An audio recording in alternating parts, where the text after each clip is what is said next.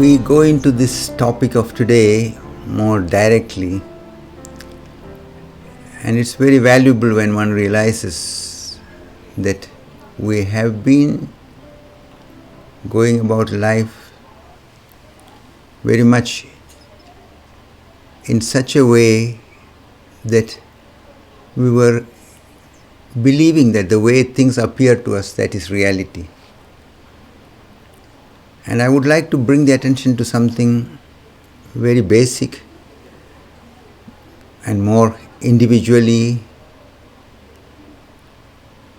to be connected to. Because finally you can see that just like a forest consists of many individual trees, the world consists of many individual beings. And when we want to bring about developments which are decisive, which are valuable, we have to understand it in the right way. So I would like to first bring an aspect which I have been touching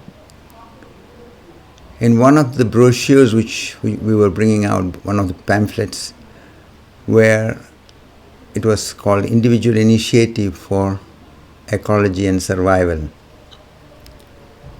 And there I brought one factor into consideration.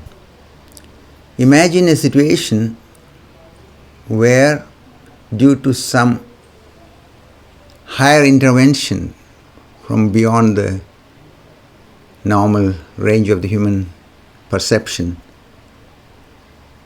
the whole disbalance in the ecology, the whole pollution, the whole problems which have come into different ways due to the insensibility of the human beings, is cleaned and cleared and healed, then imagine what happens. Imagine how we human beings take it. And you can understand what I'm trying to make visible. If we get everything done, cleared in such a way, without our questioning our very basic understanding and approach, without our asking what led to this disbalance, what created these pollutions, what is bringing about these destructive and unhealthy processes into movement, what is polluting the oceans, what is polluting the air, what is polluting human behavior.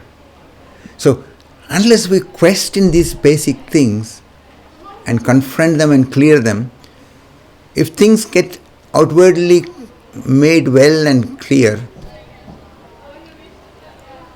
we can start imagining that, okay, when there's a problem, then there's higher intervention, so we can continue in the same way.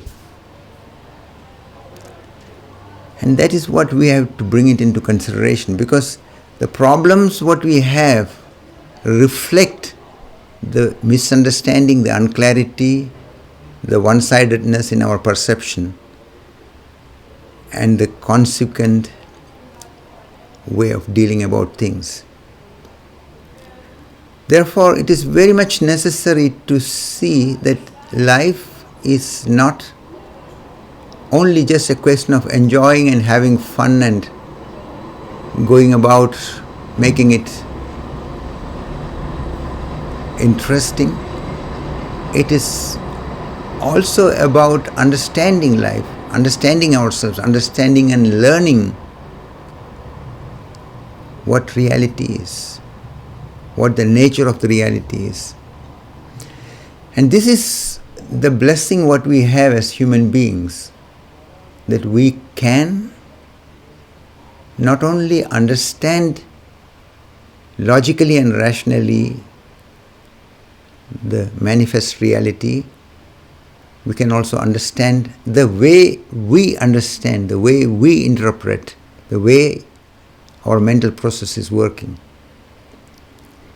And this is very, very important, because only when we are understanding that the way we normally perceive, the way we normally interpret that is not a perception of the reality the way it actually is, but a projection into the reality through our conditioning, through our past.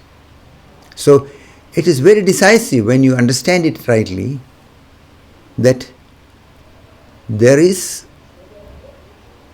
an urgent need to become alert about the way we perceive, because only that way we can come to a direct perception of the reality. And it is the direct perception and experiencing of who we really are, what actually is, which gives us the possibility also to find the right answers, the right solutions, the right way to deal with the challenges and problems. So that is why I have been emphasizing on the individual initiative and the need to understand oneself and the reality beyond the logical rational level into the direct experiencing, so that it is not just a blind belief, it is not just a following of some theory or philosophy or concept, but it is your understanding, and which is true, which is basic, and you are in touch with it. This is possible, this is needed, and this is what makes human being different than other beings, because the human being has a capacity of consciousness. And this capacity of consciousness enables us not only to observe the things outside, but also observe oneself, observe the inner process. And that is what enables us also to find a deeper choice. That means we can just continue to behave in the conditioned robot-like level, or we can observe this automatic process, what is going on in us, and allow our intelligence, allow our creative potential, allow the sensibility of our heart to find answers which are really significant and valuable. So we have the possibility to move towards intelligence and light, but we can also, through lack of initiative, lack of the right understanding, settle in some kind of one-sided perception and believe that that is reality, and go on perpetuating and reacting from that unclear state of entanglement. That is why we have the possibility to get pulled into the destructive one-dimensional process, or we have the possibility to rise above it, see and confront what we are, what really is, and move towards understanding, move towards light, move towards love, move towards a way of coexistence where we can deal with the conflicts and problems with utmost intelligence, utmost creativity, utmost lovingness, and allow our life to become a flowering of joy and celebration. The possibility is tremendously valuable, and it is significant that we become aware of it. But the misunderstanding is also so settled, and it feels frightening to confront the reality. It feels frightening to go beyond the settled way of looking and interpreting, because it looks like we are losing control. It looks like we don't know how to deal with it. So the fear of the unknown, the fear of not being able to keep the control, makes it difficult for most people to take the step to relax, to let go, and to be able to look and see directly what is when I relax, what is when I don't project through my mind, what is when I'm not going on judging through the logical, rational conditioning in me, and observing life the way it is. One of the things which you can find very easily is the Creator has created each of us as unique individuals. There's nobody else like you.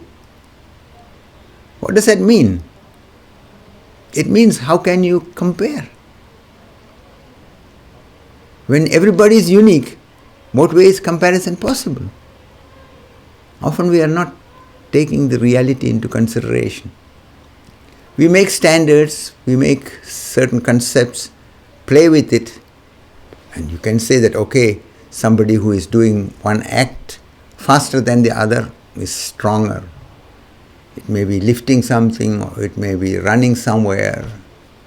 But those are all good and playful, but that remains there. What you are is not decided by this, what you can do on a certain level. There are hidden possibilities, more significant factors which are working in oneself. So it is necessary for a human being to become familiar with that what we are, what really is. And from this state of direct perception to answer. That is why even if through a higher intervention everything is changed and made beautiful and healed, we human beings, without understanding our responsibility and the need for going in a more wakeful and creative way, will destroy everything and make it even worse within a shorter period, and then wait that the higher intervention is happening again. So we have to really see that life is a learning process also. And maybe to understand it a little bit more on the human level, we can put it like this.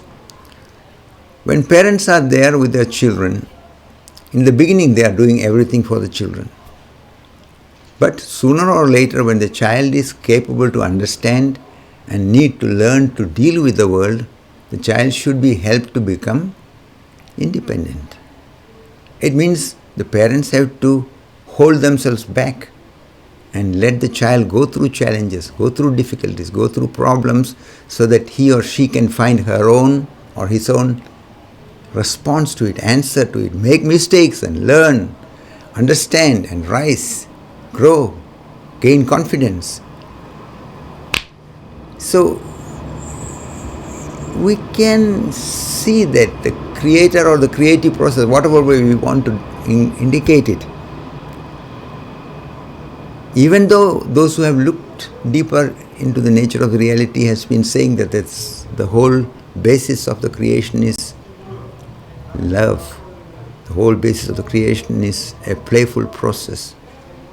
But love does not mean that doing everything for the other blindly. Love means supporting the understanding, supporting the flowering, supporting the individual development. So it is a very, very important thing what we have to understand about ourselves and the nature of our reality, that we cannot expect and we should not expect that life will take care of everything the way we want. We have a responsibility to understand life. I used an expression called life surfing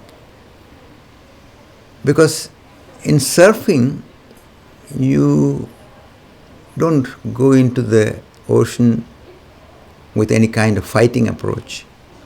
You have accepted that there are waves, there's wind, and it is your decision to go into the ocean with a surfboard and to play with it. And when you are not in a fighting approach, but you are ready to go on responding, that means you accept what life brings first. And you know it is challenging, it is requiring your ongoing alertness, it requires your presence, it requires of you to be very attentive. But in being that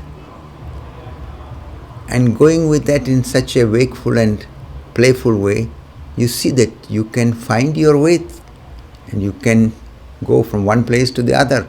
And there are sailboats which travel all around the world without any motor, because they understand how to respond to the wind and the waves. Something like that is what we first of all need to consider and bring into practice, because we are used to an approach of forcing, fighting, and we cling to this idea of what I want, how it should be, and we react to it. When it is the way we want, then we are happy, and when it's going differently, we are irritated or angry or disappointed or bitter. So we are reacting on a one-dimensional robot level.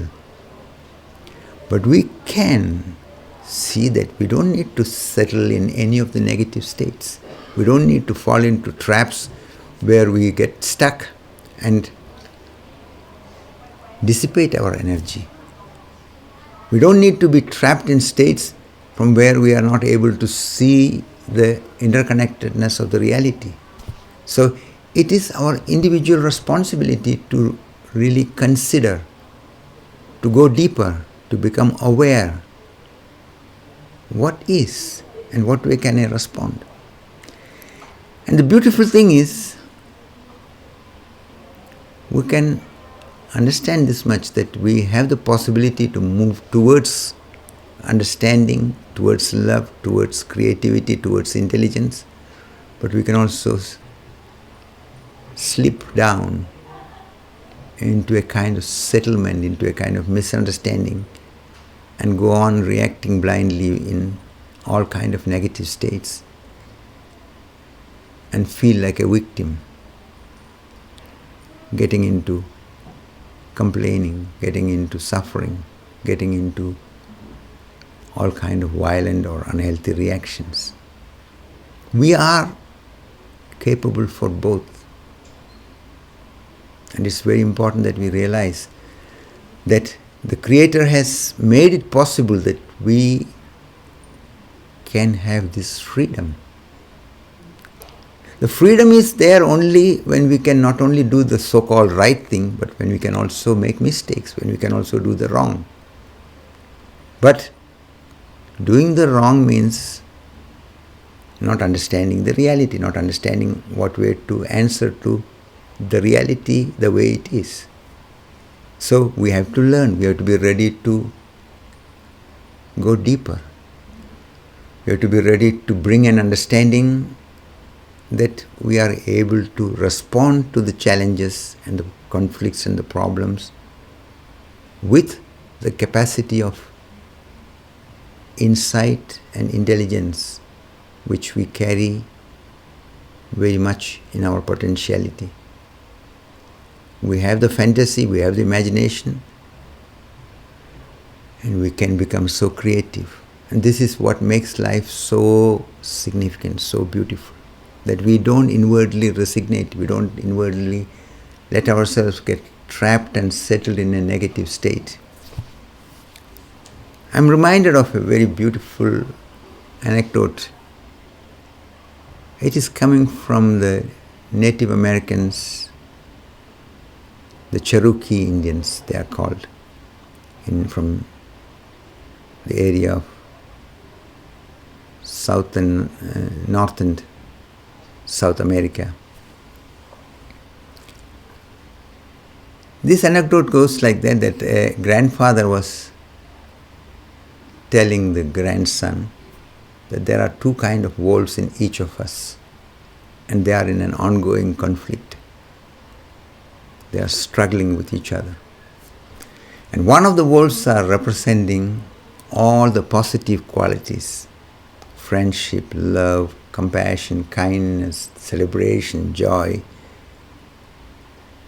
all that what is life affirmative. And the other wolf is representing all the negative qualities: anger, bitterness, resignation, condemnation, aggression, violence, hate. All that what you can see is creating a shadow state and entangling your energy in a negative way. So the grandson, listening to that, considered for a while and then asked, and which wolf is going to win? So the grandfather smiled and said, the wolf whom you feed most. This is a very deeply significant indication. It shows their understanding, it shows the depth of insight, what is behind, and also it is a very valuable hint for anyone who want to understand reality more deeply and live the life optimally. Because that is exactly the case in human reality, that we have the possibility, we have the freedom, and we have the capacity through our wakeful way of being with the way we deal with reality, not to get trapped in any negative state. So in deeper consideration, you will come to realize that negativity is not a necessary way of reacting. Negativity is what arises in us in the automatic and unconscious level. But we don't need to get trapped in it. We can watch that. We can see that some kind of change, some kind of development is provoking these reactions in us. And through our capacity of consciousness, we can consider what is an intelligent answer to it, what is a healthy answer to it, what is the way I can respond to it, that it becomes a development and not an entanglement, that it is not becoming a blind reaction where we are just reacting to each other on the same level.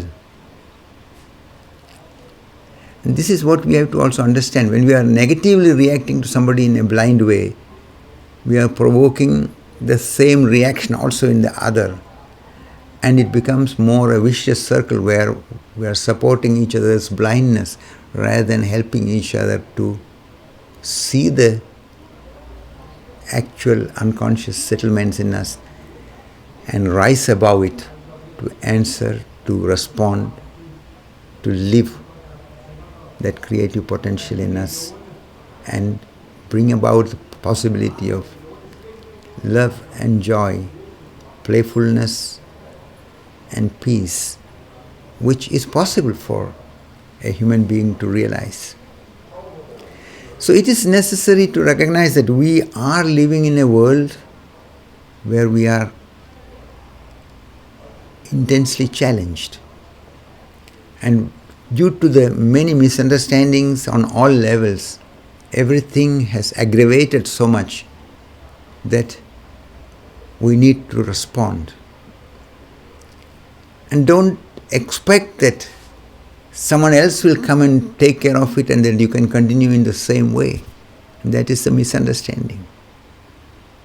That is not understanding of love. That is not what has to be expected from the Creator. That is not how it will work. We have the responsibility.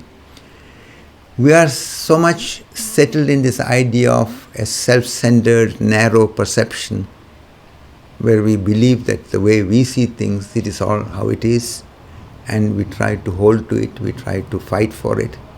But the reality is deeper. The reality has to be considered carefully and understood rightly. So the way to understand the reality begins when we start bringing the attention to see what way are we seeing, what is the possibility and the limitation in the way we perceive things. So to become aware of our conditioning, to become aware of the standards and values which we hold being so relative and arbitrary, that everybody takes up standards and values according to his background, according to his conditioning, according to his or her positive or negative experiences. They are not absolute. So it is like the saying that when a cat at first is given very hot milk to drink and it burns its mouth, then the rest of the life the cat will run away when it sees milk. This is how our standards are formed. We don't understand it clearly. We are not going very wakefully about it till we decide to consider it carefully and see that just because it was once like that, it is not always like that. We have to individually look from situation to situation. And what is good in one moment may not be good in another moment. What is bad in certain situation and considered poisonous may be in another situation a life-saving drug. So the more we become aware, we go beyond this one-dimensional approach of holding to some knowledge and begin to apply the knowledge together with the consciousness where it can be valuable, where it can be intelligent, where it can be in service of life and love. So as human beings, we are in a very deep and unique situation. We have the possibility, we have the responsibility, but we can also go on playing just a kind of victim's role and not take the responsibility, not see the possibility, and allow a destructive process to go on. So this is very, very important. We should also consider it from another angle. In this vast universe where the scientific perception is not able to find any border, even though they are looking into millions of light years far away, and they don't see any limit to the universe. We should not believe that we are the center of the whole universe. We should not get into the idea that everything is turning around us. We have to try to understand it. We have to understand it in a very careful way. People who have been going with the space mission, when they see the earth from a distance and recognize how it is a small little ball seen from so far away and seeing the universe in a different perspective, they become very humble, they become very concerned, their understanding changes. Because when we are identified and trapped in our one-sided way of looking and believe that things are the way it appears to us, we make all kinds of mistakes. We are becoming very destructive. We are becoming so insensitive. We take everything for granted. And that is one of the basic misunderstandings. So it is high time that we recognize that we have the responsibility, and it is an urgent state, because we cannot go on indefinitely postponing. And there is a dynamism in everything, and we have started a destructive process, and we can encounter it carefully when we bring our intelligence and awareness and encounter it in the right way. And we are able to answer in the right way when we understand ourselves more deeply, when we see the significance of life, significance of all what is in a deeper and true way of perceiving things. And that is very, very important. Because a deeper perception will reveal to us that all what we take for granted cannot be taken for granted. The more you consider and see the reality, the more it becomes visible to you that everything what we take for granted is more like a present. We cannot take it for granted. It is there, it can change every moment, and we come here like guests, and we have to leave everything behind. We cannot take anything away. We are here for a short while, and we have the possibility to live the beauty, participate in the wonder, celebrate it, but we can also go carelessly and create suffering for ourselves and the others, and miss the whole beauty, whole chance what we have. So, even though we have all the basics required that we can live a life in paradise on this planet, due to our misunderstandings and one-sided way of going, we can make it into a place for suffering and become so destructive. So it is this responsibility which we have to understand, the urgency for it, the need for it, which has to become very clear so that we can also allow it and live it. I know that it's not easy because we are used to a way of avoiding confrontation with that what is uncomfortable and inconvenient. We escape. We have so many ways to avoid the confrontation. We try to postpone, and we imagine that when we can somehow manage it in some way, and somehow it will work. And it works for a while. It's not only when people are drinking alcohol or drugs that they are escaping. We can also have legal drugs. We can also have activities which becomes just a way to engage so that we don't have to confront the pain. We don't have to confront our feelings of senselessness and anxiety and fear which is there. So we have, as a human being, to take into account the way we confront and go about the reality. Whether we make this life into a blessed place or whether we make it into a curse depends on how we understand the reality and how we take care of it. It is a blessing. It is sacred. It is deeply, deeply beautiful and precious. But in our misunderstanding, in our way of going about as if in some state of intoxication, we can become disrespectful, we can become unsensible, we can become destructive, and we can contribute to an accelerating process of destruction and self-annihilation. So the challenge is there, the chance is there, the responsibility is there. Life supports us in many ways that we can understand. That's why we are still able to be sitting here and talking and considering. But we should not go on avoiding the responsibility. We should not go on interpreting it as if it can go on even though we are careless and unsensible. No. We can create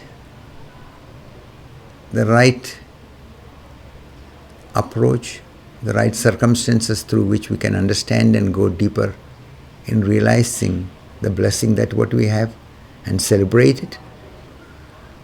But the freedom what is given is that we can also destroy. And we should not believe that in this ingraspably vast universe where we don't find any boundaries, this small earth is the only planet which is with human beings and beings like this. We should not take anything for granted. We are maybe imagining that we are so important, we are so precious, so some care will be there. Yes, there is care, but maybe we should not overestimate ourselves, just like we should not underestimate our capacity to bring about creative developments. We should not also overestimate ourselves to be something so important and become careless and unsensitive. We are blessed. We have all that what is required, but we have also the responsibility to see it, realize it, and take the necessary steps beyond the usual approach of fighting and struggling into a way of seeing and responding, into a way of recognizing what a blessing it is to be given this opportunity to be in a human body, to be able to participate in this life process, to be able to be on this planet where all these wondrous processes are going on. We often come to recognize the value of things when we are not having it. Just like when we are sick, then we start considering, oh, how nice it is when I can be healthy again. But again, when we are healthy, we tend to forget and we fall into the old habitual way of going about. So it is a very delicate responsibility what we have, and it is necessary that we make it visible to ourselves that nobody else can do it for us, and it is not anybody else's affair in that sense. It is for us to learn, it's for us to understand, and it is for us to make the urgency visible to ourselves so that we realize the beauty, we realize the blessing, we realize the paradise which is hidden within and without. And it becomes visible to us only when we learn to look in the right way.